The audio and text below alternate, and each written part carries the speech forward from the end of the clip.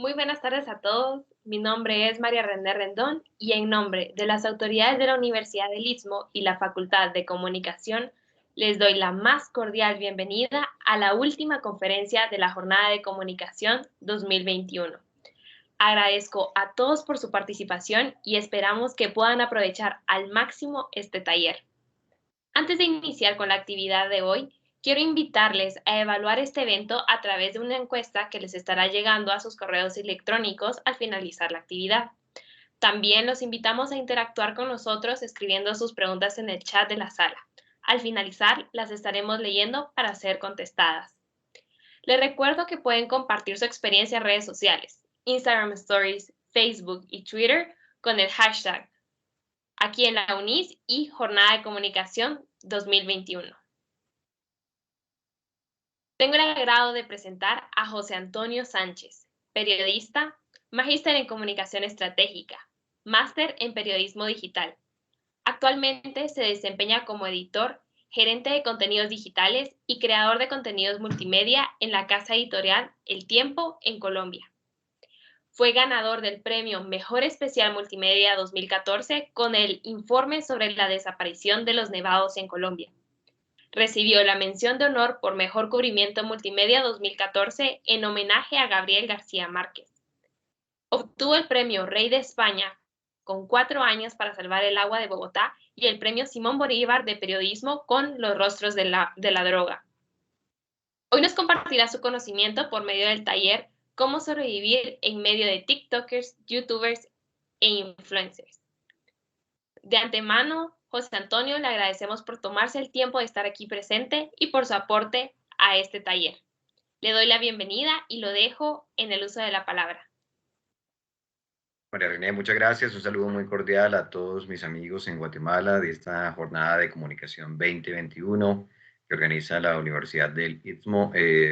Hubiera sido fantástico estar con ustedes presencialmente, pero bueno, ya habrá oportunidad de compartir con todos ustedes en otras jornadas mientras, bueno, superamos todo este tema de la pandemia. Quiero también disculparme por las fallas que presentamos en la semana pasada, más exactamente el día jueves.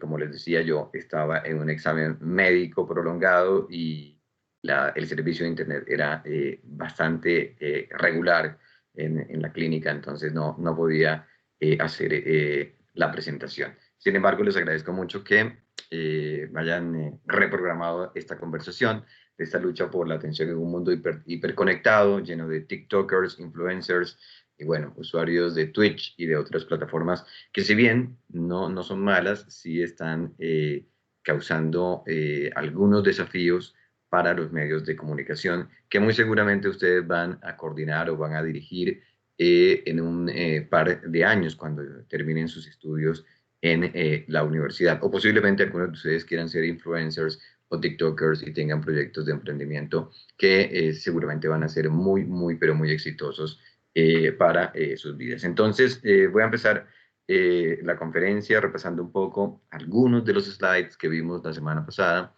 de manera entrecortada, pero que hoy sí espero que se vean de manera fluida. Y al final de la conversación, pues tendremos espacio para algunas preguntas.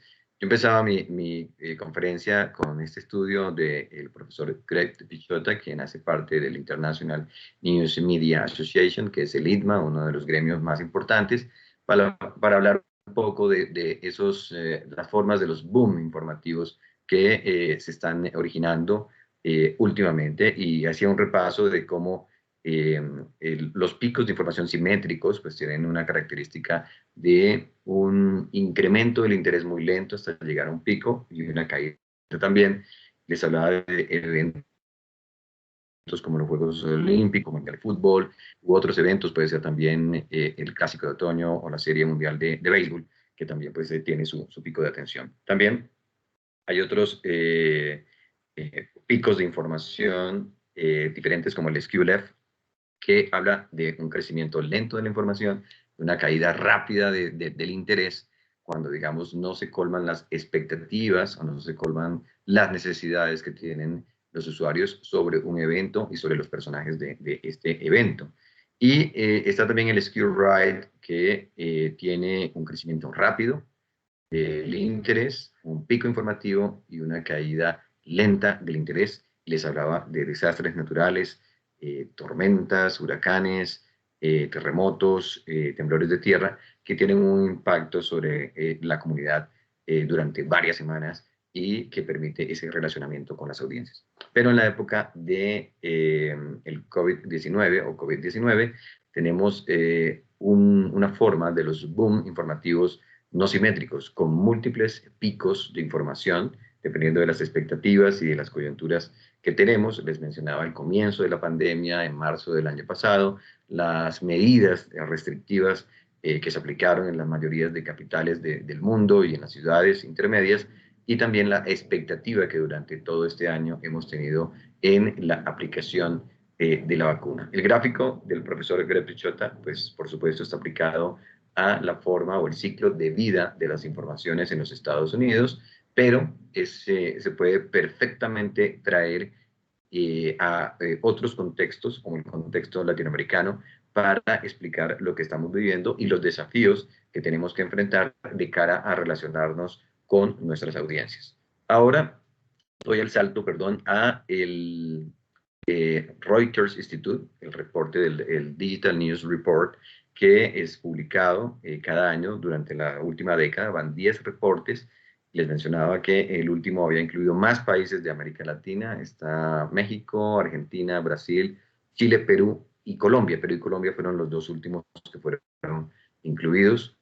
Tengo que decir que tuvimos que hacer una gestión ante Nick Newman del Reuters Institute para que lo trajera acá a Colombia y fuera trabajado en conjunto con la Universidad de La Sabana, universidad donde yo trabajo y curso algunos estudios.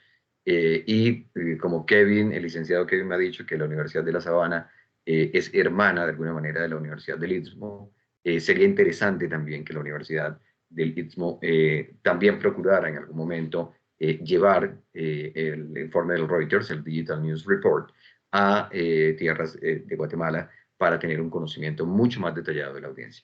Por lo pronto, lo que dice el último reporte es que las audiencias, como ustedes saben, están fragmentadas, es cada vez más difícil tener un tráfico directo que nos permita fidelizar o entablar una relación mucho más estable con las audiencias. Un 73% de todas las edades que fueron consultadas en esta muestra, que abarcó a más de 90.000 personas en cerca de 44 mercados, indican que un 26% ingresa por social media, donde tienen, por supuesto, una gran influencia los amigos influencers o TikTokers también, un 25% a través de los motores de búsqueda como Google, un 9% a través de las mobile alerts o alertas de móviles, los agregadores de contenido se llevan el 8% y el email, con su estrategia del emailing, se lleva un 5%. No hay que menospreciar el email, porque recuerden ustedes que hay más de 4.000 millones de cuentas de correos electrónicos en el mundo, mucho más de lo que puede tener Facebook entre sus fans o seguidores o usuarios de esta plataforma. Ahora, si hacemos ¿cómo decirlo? Un drill down de estos grupos y nos vamos a las personas menores de 35 años, vamos a descubrir que se incrementa hasta un 81% las personas que utilizan las puertas laterales de acceso. Social media crece con un 34%, search con un 26%, mobile queda con 8%, agregadores crece a 9% y los contenidos distribuidos a través de email con 3%, lo que indica que, bueno, esta participación de los llamados TikTokers, influencers, es cada vez más fuerte y que la atención se corre hacia esas puertas laterales, lo que implica que los medios de comunicación tradicionales que están haciendo transición o que estamos haciendo transición, como si fuéramos unos migrantes digitales, tenemos que redoblar esfuerzos en esa lucha por alcanzar, mantener y convertir a las audiencias.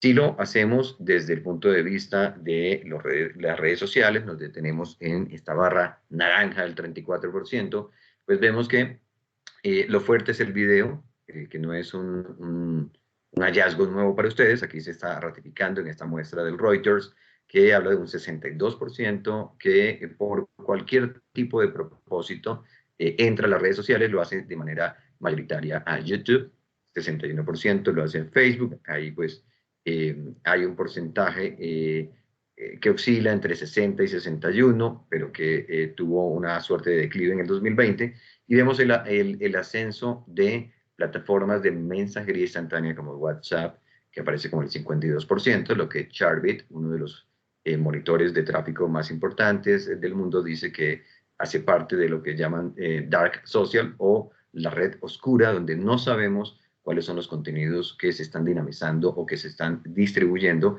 de nosotros, los medios de comunicación. Y aparecen redes o plataformas sociales mucho más cercanas a ustedes, como Instagram con el 39%, y más abajo, si ven en el gráfico, ahí aparece TikTok, que la mayoría de ustedes, estoy seguro, está utilizando, con un 12%. No aparece Quai, que es la competencia de TikTok, pero los dos, si hacemos una proyección y el Reuters sigue haciendo estas muestras, es muy factible que en el informe 11 o en el informe 12 TikTok y Quai aparezcan con un crecimiento mucho mayor, con una táctica que preocupa mucho más, y es el motivador externo que están aplicando, y es que las dos plataformas ahora les ofrecen algún tipo de compensación, de bonos o de pago de dinero a sus usuarios. Entonces, fíjense la dinámica que estamos viviendo.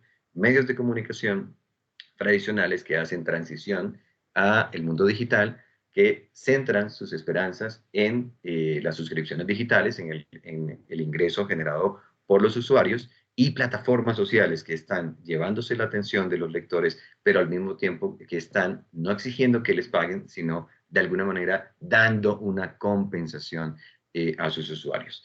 Esto es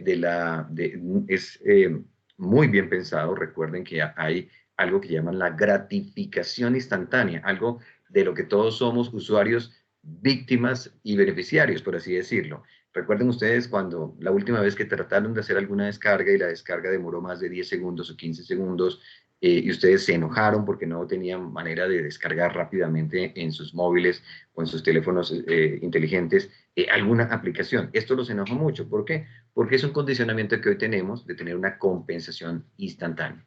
Y basado en esa psicología de compensar, de dar motivadores externos, es que estas plataformas están muy bien orientadas y están ganando la batalla en la pelea por la atención, que es el principal recurso que hoy tenemos en el ecosistema digital.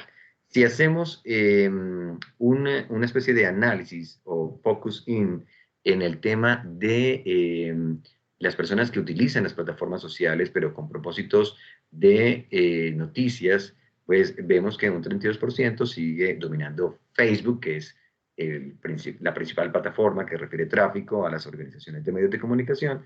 Aparece con un 20% YouTube, con un 17% WhatsApp, perdón, y ahí aparece otra vez abajo, está pues Twitter, está Facebook, Instagram, Messenger de Facebook, perdón, y está TikTok y Snapchat, que no tiene mucha participación en Sudamérica, pero que de pronto en Centroamérica puede tener un comportamiento totalmente distinto. Entonces, este es un primer panorama de lo que estamos viviendo en este ecosistema en el que aparecen estos nuevos jugadores. Si lo hacemos un poco más detallado, vemos que en Twitter aún los mainstream news son los más influyentes, con una mayoría proporcional del 31%. En Facebook ya se nota una combinación entre los mainstream news y ordinary people o gente del común que utiliza o que tiene una acción protagónica en la gestión de contenidos en esta plataforma. YouTube también, pero ya la variación está en que está el mix de mainstream news con personalidades, con los influencers, con esos personajes que han conquistado el corazón y por supuesto el tiempo y el dinero de las poblaciones más jóvenes en nuestro ecosistema. Y si hacemos el análisis en Instagram, pero lo llevamos también a Snapchat y a TikTok, ahí sí el Reuters Institute nos dice, miren, son los influencers los que están ganando la partida, y los medios de comunicación que hacen transición están muy atrás y seguramente vamos a seguir muy atrás, porque la ventaja que nos están tomando es realmente considerable. Un último capítulo tiene que ver con la radio, para aquellos que están interesados en las estaciones radiales. Vemos también cómo por grupos etarios los mayores de 55 están todavía acostumbrados a la radio tradicional, pero los chicos de 18 y 24 y 25 y 34, que seguramente va a ser la población con la cual ustedes van a trabajar, ya están acostumbrados al podcast, al podcasting, y a la oportunidad de tener por demanda, en el tiempo que ellos quieran, un producto digital, un producto radial, que no van a tener en las estaciones radiales donde existe una programación y es muy difícil, digamos, controlar el tiempo y el consumo de los contenidos, que es el mismo fenómeno que estamos viviendo con Netflix, con Disney Plus, Amazon y otras plataformas de video que han logrado ir desplazando a otros productores de video en el mercado. Les hablaba también entonces de la teoría de Ryan Court sobre cómo interpretar desde las teorías de la recepción este tipo de fenómenos que estamos hablando, y cómo él identifica el commenting persona o commenting person, que son estos influencers o tiktokers que hacen parte de la comunidad digital, que son individuos que opinan, que alimentan una relación con comunidades, con pequeñas comunidades digitales, y en eso quiero enfatizar. Ellos se han preocupado por alimentar, construir una relación con comunidades digitales, no permanecer distantes, no permanecer un poco soberbios o un poco orgullosos frente a las comunidades, que a veces son las actitudes que desde el punto de vista reputacional y desde el punto de vista del análisis de la reputación, a veces algunas marcas periodísticas o empresas periodísticas asumen de cara a sus audiencias.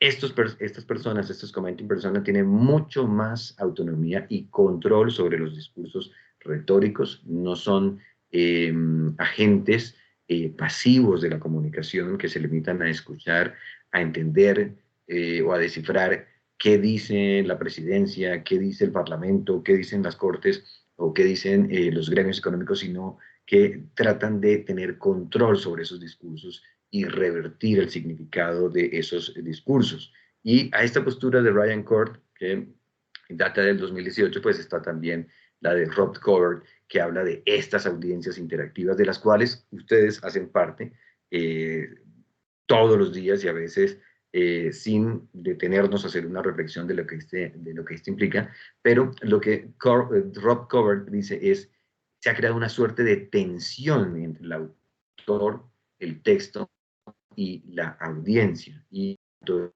en persona como las audiencias están creando nuevas capas de significado sobre los hechos, sobre las historias, sobre los símbolos que nosotros hemos construido en los libros de historia. Aquí en Colombia son muy recordadas las acciones de algunos grupos indígenas que han propiciado el derribar las estatuas de algunos colonizadores españoles, porque quieren escribir una nueva historia, quieren comunicarles a las nuevas audiencias, a las nuevas generaciones, que esos conquistadores y colonizadores españoles de alguna manera contaron su propia historia, pero no la historia de las comunidades indígenas, que es lo mismo que ha venido ocurriendo de pronto en los Estados Unidos, y todo el debate con la bandera confederada y con otros símbolos de esa parte de la historia de Estados Unidos. Entonces, aquí tenemos una audiencia que tiene el poder de interpretar, de transformar y de distribuir, que eran unos roles que antes los medios de comunicación teníamos ese monopolio de ayudar a interpretar, éramos mediadores frente a la comunidad, teníamos el de tomar una realidad. Si ustedes recuerdan todas las teorías que han visto en sus clases de la agenda setting, o la teoría de las señales, o la teoría del... todo pues está dado como a poder transformar. Y al distribuir el contenido, ya no hace falta que un medio de comunicación actúe de manera autónoma, sino que las mismas audiencias pueden distribuir su contenido, y se produce, por supuesto, un trabajo mucho más arduo por la atención o el potencial de atención. Y finalmente, desde otra postura teórica, pues está George Frank, que habla que la figura indudable de la élite en esta época es el celebrity o la celebrity, que es una figura que es imposible de masificar, de socializar, solo algunos pocos tienen ese poder de convertirse en los líderes. Y la pregunta entonces de si las marcas necesitan de los o de las celebrities en esta lucha por la atención. Y si se meten de pronto en Google Scholar o se meten en Mendeley, van a descubrir algunos textos que hablan de cómo las marcas, por mantener su reputación, han empezado a hacer un partnership, una especie de trabajo en equipo con eh, los las celebrities y los resultados a veces son, porque hay una, a veces las comunidades perciben que hay un intento de la marca por manipular o mitigar el impacto de la crisis y por eso no le creen ni a la marca ni al celebrity o al influencer que está actuando en esa campaña, porque ven un claro interés económico entre los dos jugadores en medio de la crisis. Así que es un tema que da para lo largo y lo ancho en tema de discusión y en tema de investigación académica y por supuesto en tema de aplicación en la industria donde ustedes van a trabajar en un par de años o el próximo año. Esto nos aterriza entonces a un tema que he estado delineando durante toda la presentación y es el de la, de attention economy, la economía de la atención, que no es un concepto nuevo, de hecho lo trabajó Simon en el 69, también Davenport and Beck hicieron sus aportes en el 2001 y ellos se centraron en explicar la importancia de la atención en las sociedades con modos de producción post-industrial, sociedades ricas con clases medias que han crecido dentro de la pirámide social, que tienen más acceso a la educación, que tienen más acceso a los medios de comunicación, a obtener noticias, textos, productos y servicios relacionados con el contenido. Y identifican, por supuesto, esta abundancia de información y las nuevas formas de llamar la atención de las audiencias, que ya no es simplemente el extra informativo, el breaking news que antes teníamos, sino que hay experiencias sensoriales, hay experiencias auditivas y químicas, experiencias que atacan a todos los sentidos. Tomen un momento su celular y recuerden la última en modo silencio, pero el celular de alguna manera empieza a vibrar para llamar la atención de ustedes.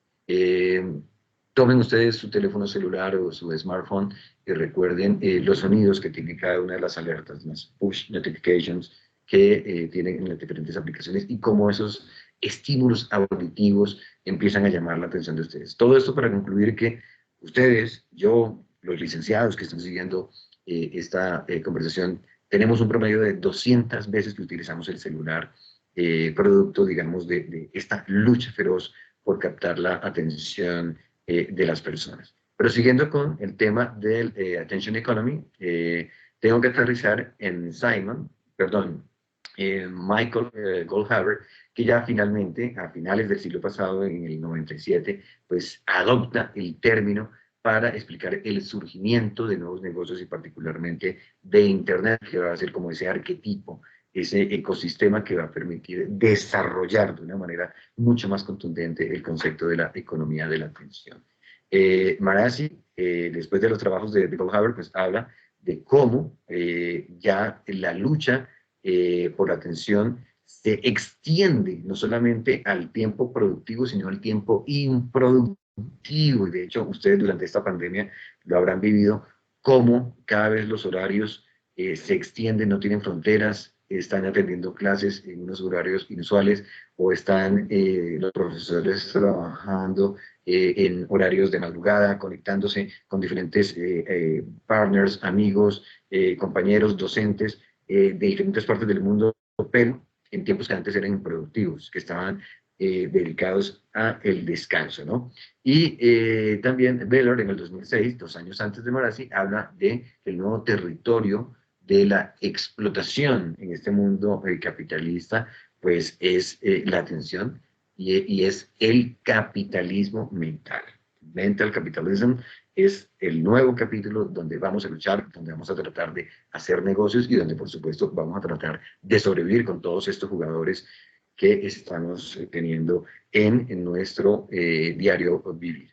Entonces, Cole Hayward habla de la relación inversa que estamos viviendo, de la sobreabundancia de la información, lo que hace que la atención sea un recurso demasiado escaso, muy escaso. No nos alcanzaría la vida, como les dije el jueves, para leer todo lo que se ha puesto en la superautopista de la información, no nos alcanzaría el tiempo para leer todo lo que nos bombardean día a día en las plataformas a las que tenemos acceso esto pues hace que la ecuación sea mucho más complicada para los medios de comunicación. Entonces, aquí fue donde se cortó la conferencia hace un par de días, el jueves, sobre cómo poder enfrentar este desafío que nos está planteando la coyuntura, que nos está planteando la sociedad o las formas de vivir. Y una manera de hacerlo es a través de la etnografía virtual. Ustedes saben, la etnografía, pues, es uno de los principales aportes que tiene la antropología, que ha sido adoptado por la sociología y que de alguna manera ha llegado, digamos, a ciertas escuelas de comunicación social, sobre todo a las que tienen que ver con los estudios culturales, y tiene como principal exponente a Kristen Hein, de la Universidad de Surrey, quien habla sobre, ella intenta enfrentar esa tendencia que tenemos de decir que Internet es la revolución, la última revolución por la que está transformando a la sociedad. Ella, desde la etnografía, lo que propone es que nos centremos mucho en y se entienden los contextos cotidianos, es decir, cómo las comunidades apropian o se están apropiando de Internet y más que Internet, del mundo digital. Y esa es una de las primeras invitaciones que quisiera hacerles a ustedes y es, yo les pediría que no sean usuarios de redes sociales, que no se consideren usuarios de redes sociales. No estoy diciendo que dejen de usar TikTok o que dejen de usar plataformas como Twitch o como Instagram, no.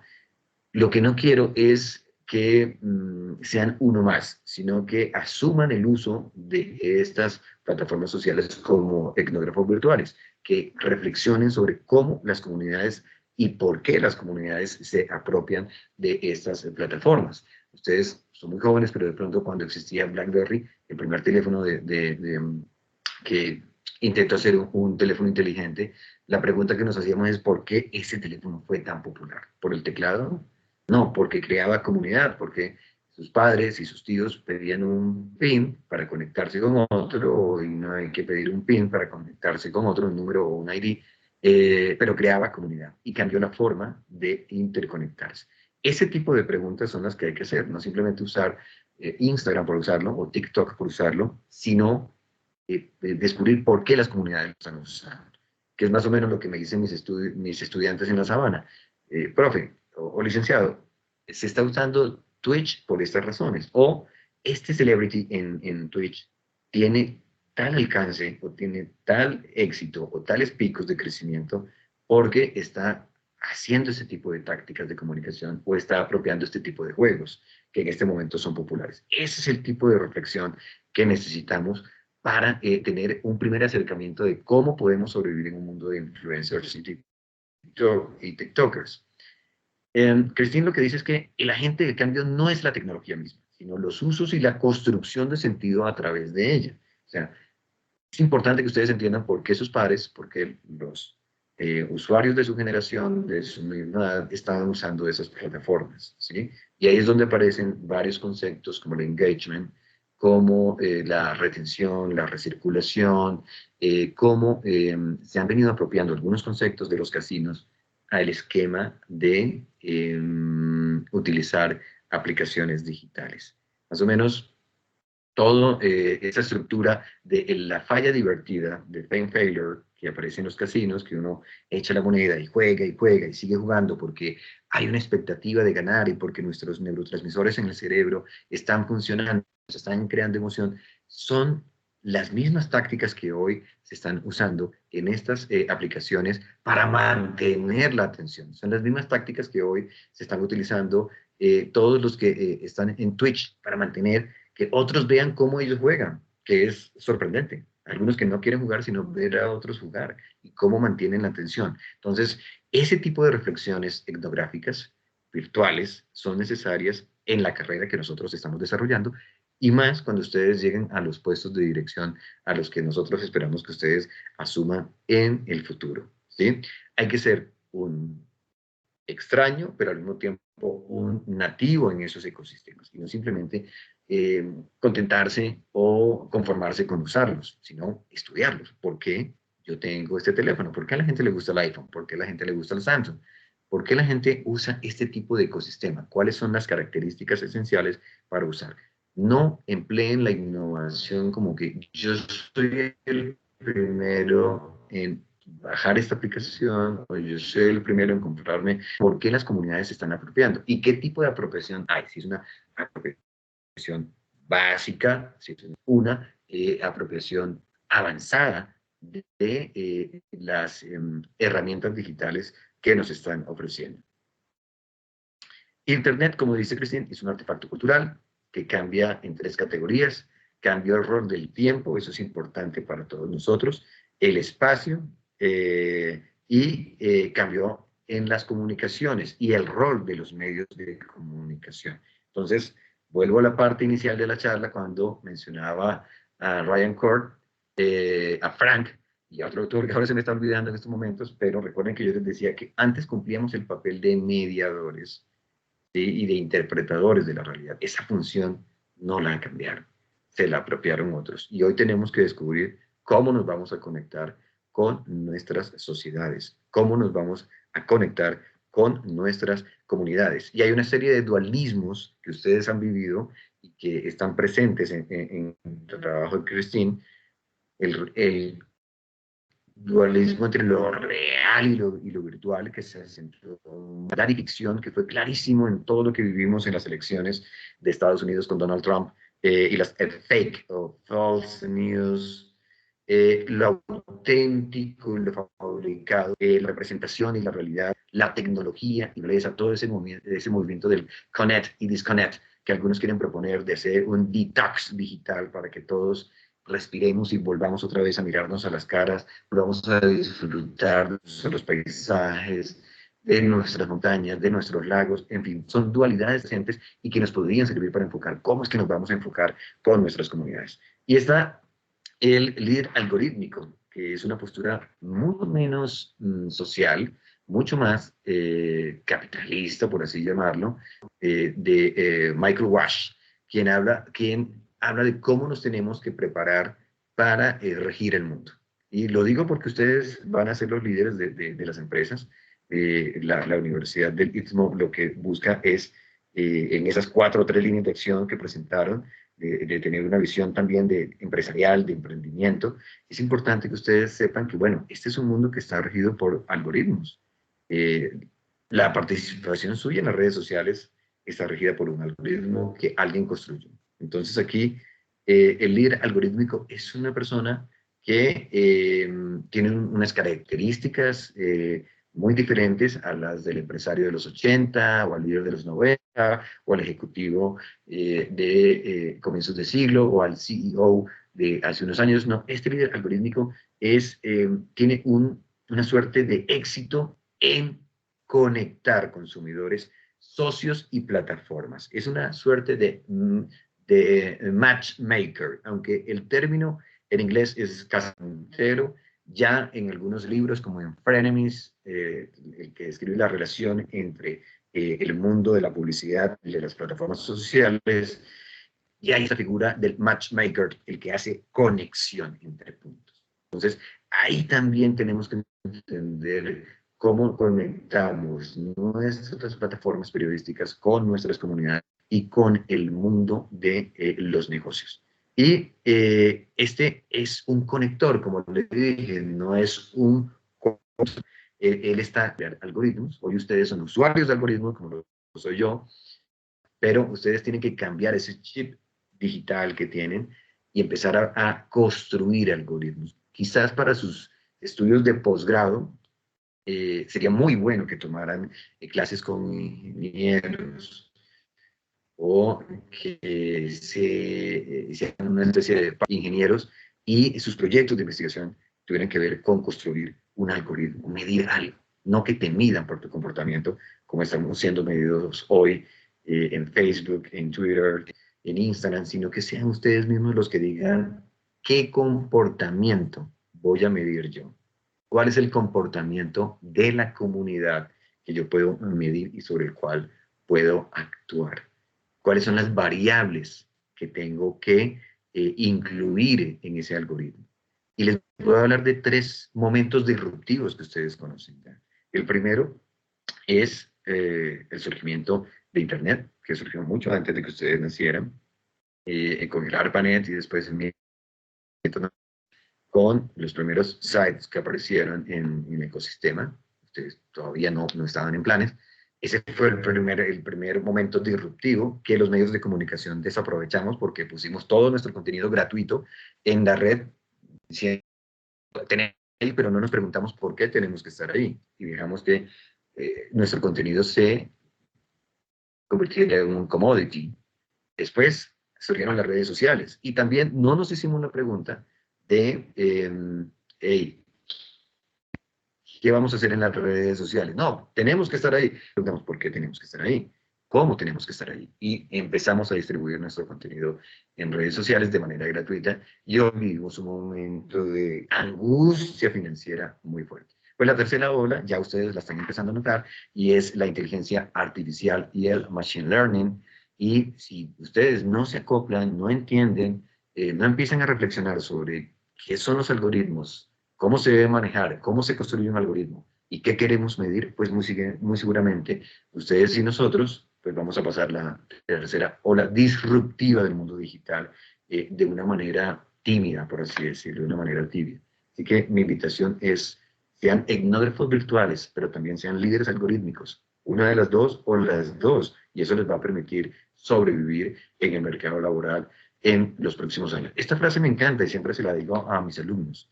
El líder algorítmico no trabaja, diseña trabajo, diseña el trabajo de los demás. Y yo los visualizo a ustedes, así virtualmente, como que ustedes no van a hacer trabajos operativos, trabajos de labores, sino diseño de trabajo. Ustedes son los llamados a conectarse con las audiencias y a decirles a sus equipos de trabajo, esta es la manera como nos vamos a conectar con las audiencias. Estos son los elementos constitutivos de un influencer, un TikToker que nos ayudarían a conectarnos más con las audiencias. Y no tener miedo a implementar estrategias o herramientas que han funcionado en otros mercados. Ahora el periodismo se ha visto muy acompañado por el marketing y esta estrategia que se llama el funnel de conversión, que estudia los estados de deliberación de los consumidores, identifica sus decisiones. Entonces, aquí hay unas métricas importantísimas que ustedes deben apropiarse sobre el alcance, la retención y la conversión de usuarios a lectores y a suscriptores. Y ese va a ser un papel fundamental en los próximos meses. Todos aquellos que se especialicen en estas 3 etapas y que no se conformen con decir, no, yo solamente quiero alcance, quiero tener más seguidores, quiero tener más likes, quiero tener más comments. No, aquellos que se preocupen por fidelizar a sus audiencias, que es lo que han venido haciendo los TikTokers y los influencers. Ellos se preocupan por la comunidad y han tenido una estrategia para enlazarlos, para decir, sígueme, conviértete en mi seguidor. Pero no solamente te conviertes en mi seguidor, sino que me vas a donar dinero y que me vas a dar una donación. Entonces, es una mentalidad totalmente distinta sobre el contenido, que antes estaba reservada solo para las personas que hacían marketing, los managers, no, sociales, los periodistas. Todos ustedes deben tener este esquema clarísimo. ¿Cuáles son los KPIs, los indicadores de gestión de cada una de estas 3 fases de deliberación? ¿Sí? Y es mucho más valioso este último estado, el estado 3, donde tenemos la conversión, que el que paga por nuestro trabajo, que paga por nuestros contenidos. Hay que diseñar experiencias para ese tipo de usuarios, para que se queden con nosotros. Hay que enseñar la diferencia entre ser un seguidor y una persona que es un suscriptor. Y aquí pues hay otros modelos eh, del funnel de conversión que habla del modelo de atribución, que son palabras que ustedes deben apropiar y si las tienen ya en su lenguaje, en su contexto, no borrarlas de su mapa mental, seguir con ellas, hablar de los últimos puntos de contacto, los primeros puntos de contacto con un lector, con un oyente, con un televidente, y los modelos de atribución múltiple, o sea, ¿qué hace que un lector esté con ustedes? ¿Fue el primer artículo que ustedes publicaron? ¿O fue la serie de artículos que ustedes publicaron? ¿O fue el último artículo que ustedes publicaron? ¿O el último episodio en podcast que ustedes liberaron? ¿Cuál fue el determinante para que esa persona los siguiera a ustedes? Para que ustedes conocieran muy bien sus prácticas, sus gustos. Es el conocimiento de la audiencia el que les va a permitir el tener esa cercanía y esa permanencia en el tiempo. Eso hace un TikToker, eso hace un influencer. Conoce su audiencia, sabe cuáles son los temas que le gustan, sabe cuáles son los horarios que más le favorecen, sabe cuáles son las dinámicas que más atraen la atención. Aquí hay un ejemplo del funnel de conversión para lectores, que como les dije es una herramienta que está en marketing, pero que ha sido adoptada dentro del negocio del periodismo. Esta es una experiencia que se llama el Table Stakes en Europa, que la realiza el One IFRA, que es otra importante agremiación de periodistas alrededor del mundo, tan importante como el International News Media Association, y que habla de un funnel de conversión para periodismo, donde, bueno, tenemos el top del funnel con la tarea de hacer que ellos vengan, pero fijen su atención en la parte media del funnel, que es el segundo párrafo. Ahí es donde, digamos, la experiencia lleva a que los equipos combinados trabajen en estrategias como los newsletters, como el multimedia storytelling, que es un capítulo que ustedes habrán agotado muchísimo en la universidad, en las tácticas de recirculación. Es importante que un comunicador sepa esas tácticas de recirculación, de cómo hacer que un lector no solamente llegue a un contenido o un oyente llegue a un contenido, sino que vuelva a consumir otro, ¿sí? Y fíjense esto, meterse ya a analizar en incrementar los hábitos de lectura. Entonces ya estamos estudiando otro tema psicológico y son los hábitos. ¿Qué hace que adquiera un hábito? ¿Cuáles son esas compensaciones que nosotros debemos desarrollar para que una persona nos siga? Ibai, Auronplay, esos dos personajes que ustedes de pronto siguen, pues tienen unas tácticas para aumentar los hábitos de lectura de sus seguidores. Cuando alguien dona, hace una donación, pues tiene unas oportunidades, tiene unos reconocimientos, tiene la oportunidad de preguntar de manera preferencial sobre otro seguidor de Auronplay o Ibai.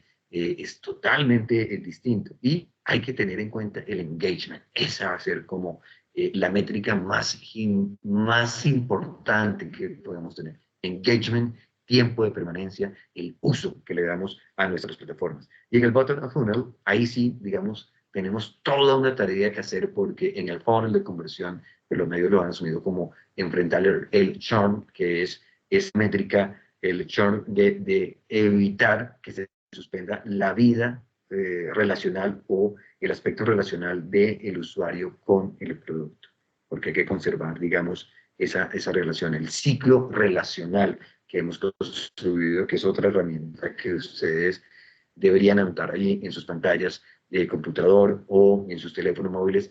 Funnel de conversión, ciclo relacional, algoritmos, líder algorítmico, etnografía virtual, como 4 grandes capítulos para tener muy enfrente. Y como tarea final, porque ya vienen las preguntas, me he pasado 4 José minutos. Antonio, Sí, escucho. disculpe, tenemos su cámara trabada. ¿Podría, por favor, apagarla y volverla a encender?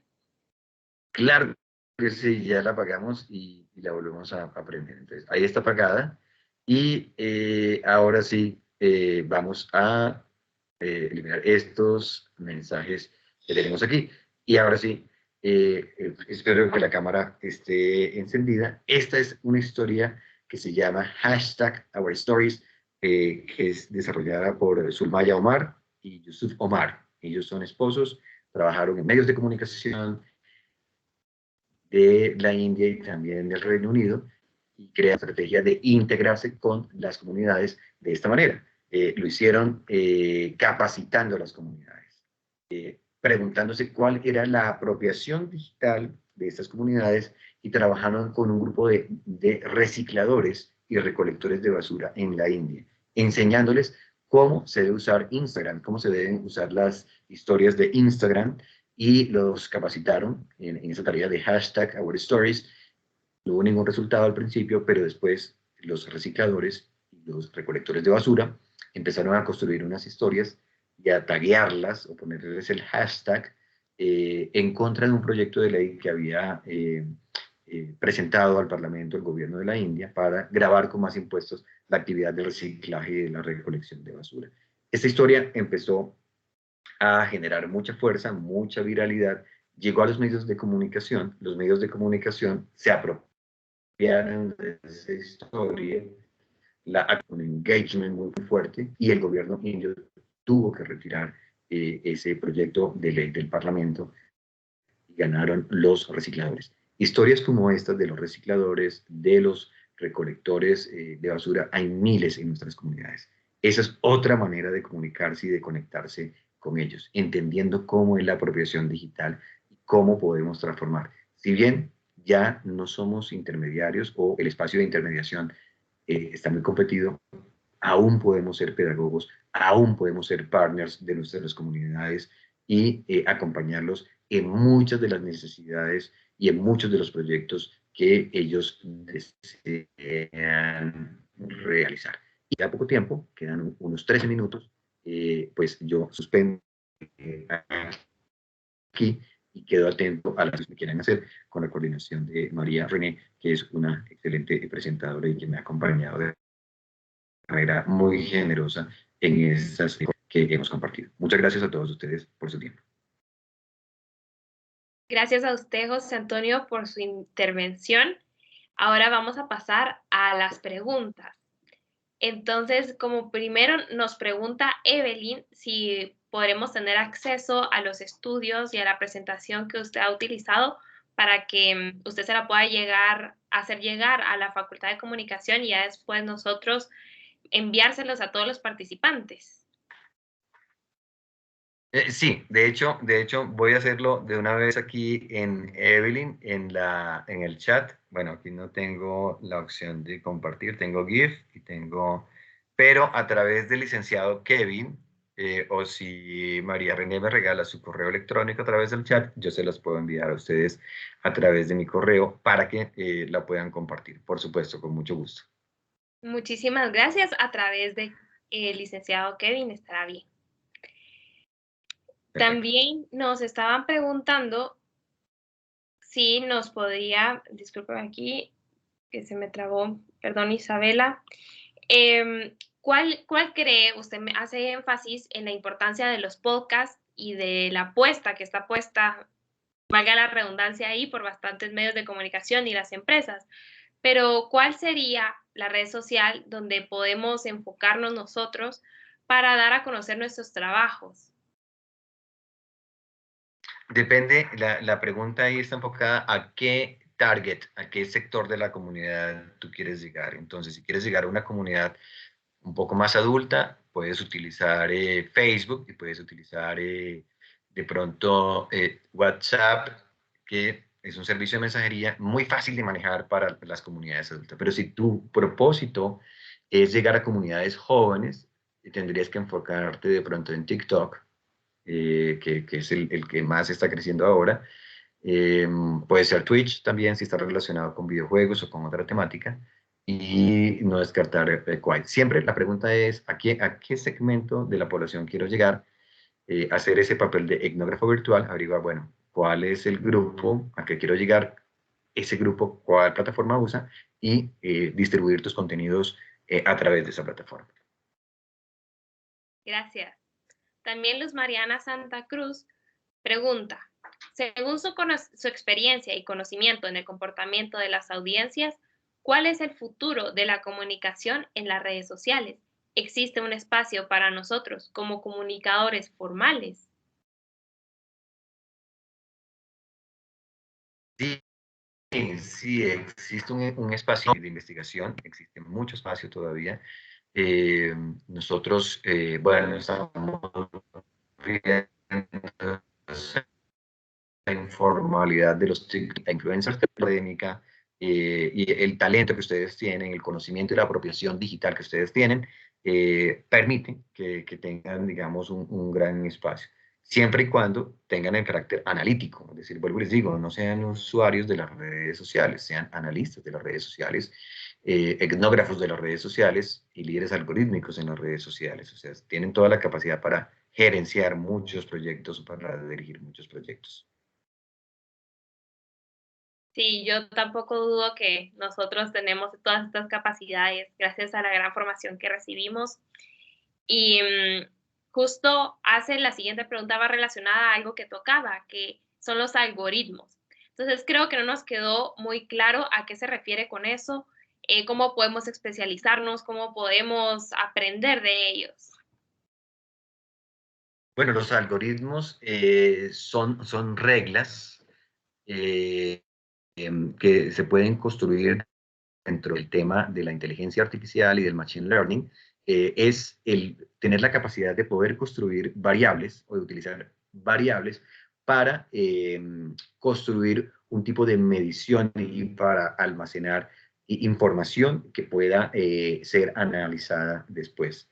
Para darles un ejemplo, nosotros ahora estamos trabajando un algoritmo que nos permita predecir qué lectores podrían comprar nuestra suscripción digital, basados en el comportamiento de los lectores. Entonces, tenemos que medir a un grupo de lectores qué comportamiento tienen, cuántos artículos leen, y no solamente cuántos artículos leen, algunas variables, se las voy a decir. Frequency, recency and volume, o sea, frecuencia, la última vez que visitaron y el volumen de artículos que leyeron. Pero no solamente variable René, hay que hacer otras cosas, como medir. Una variable es las temáticas, el otro los títulos. La otra variable es la extensión de los artículos. La otra es los elementos multimedia que se incluyen en los artículos. Pues cuando tú incluyes esas variables en un algoritmo, entrenas el algoritmo, pues te arroja unos resultados y te permite predecir algún tipo de comportamiento. O sea, ahí estamos hablando de data, no inferencial, sino predictiva. Hay que meternos en ese tipo de discusiones con nuestros amigos ingenieros, en saber hablar con ellos cómo se construye un algoritmo, qué quiero yo medir y qué quiero yo predecir con la construcción de esos algoritmos. También les puedo dejar un artículo de inteligencia artificial y de machine learning de unas 46 páginas que les puede servir mucho sobre qué significa inteligencia artificial, machine learning y construcción de algoritmos. Pues sí, agradecemos que nos comparte ese artículo y tal vez por eso no nos quedaba claro, porque en los algoritmos y todo esto va más con nuestros compañeros ingenieros en sistemas, más que para nosotros, pero igual se ve en el chat que hay un interés por estos posgrados de algoritmo. ¿Habría alguno que nos recomendara a nosotros, o sea, que tenemos un precedente de comunicación para especializarnos en eso? Les aconsejaría que más que hacer una especialización en periodismo digital, hicieran una especialización en data, en manejo de datos, en blockchain, en manejo de machine learning, inteligencia artificial. Claro, es un poco duro porque tiene el lenguaje de los técnicos, de los ingenieros, pero cada día hay que familiarizarse más con eso. Hagan de cuenta que ustedes ya saben inglés, pero ahora necesitan aprender mandarín, y que es un poco complejo, pero hay que hacerlo. Y lo otro es, traten de conseguir un buen amigo ingeniero o una novia, porque realmente la formulación y el modelamiento del periodismo y la comunicación va a tener mucho que ver con el papel que jueguen con los ingenieros y el entendimiento que ustedes tengan de eso. Un dato adicional, los cargos más preciados en los próximos años son los cargos, los bridge role, los que aprendan a decir yo puedo trabajar con un ingeniero, con un diseñador de experiencia de usuario y con un marketer e integrar una propuesta, porque entiendo sus mundos y hago entender el mundo de la comunicación. Entonces, ese tipo de roles es fundamental. Sí, que también nos inspira y nos anima mucho a nosotros que como comunicadores tenemos que ser capaces de hacer esa traducción. Entonces creo que por ahí vamos ya un poco encaminados. Luego Evelyn nos vuelve a dar otra pregunta dice, ¿qué plataforma recomienda para socializar RSE corporativo? ¿Es responsabilidad social empresarial, RSE, o qué traduce el RSE para ustedes? Para no darles una respuesta que no esté acorde con las inquietudes de Evelyn. Es correcto, dice, es la relación, lo que dijo al principio. No lo logré retener, perdón. Responsabilidad social empresarial. Sí. Sí, justamente ayer, Evelyn, en la noche estaba leyendo algunos artículos del uso de social media o redes sociales en responsabilidad social empresarial. Y claro, cada vez es más necesario llegar a estas plataformas sociales. Hay que crear un ecosistema de comunicación, un prisma comunicacional donde tú puedes utilizar todos los canales que creas necesario. Ahí lo importante es, digamos, que tú hagas una caracterización de la audiencia, cuál es la audiencia a la que tú estás llegando en términos de medio ambiente y de desarrollo con la comunidad, que son dos ejes de responsabilidad social empresarial clarísimos, y a través de esa caracterización de la audiencia, tú identificas, bueno, cuáles son los canales más efectivos. De pronto es una audiencia que utiliza mucho Facebook o es una audiencia que utiliza mucho Twitter, y ahí estructuras tu audiencia. Te puedes apoyar mucho en una teoría que de pronto ustedes ya vieron, que es la teoría de los stakeholders, en la parte 2 que habla del capitalismo ético. Ahí, digamos, en la conformación de stakeholders internos y externos, cada stakeholder tiene un grupo de preferencia y en eso te puede ayudar. Es muy casuístico, pero son ideas generales que te estoy dando para tu pregunta. Gracias. Y bueno, quisiera cerrar con esta pregunta porque somos una audiencia que nos encanta aprender y pues queremos aprender de usted. Entonces quisiéramos conocerlo también en redes sociales. No sé si nos puede compartir, por favor, sus usuarios para que podamos seguirle la pista.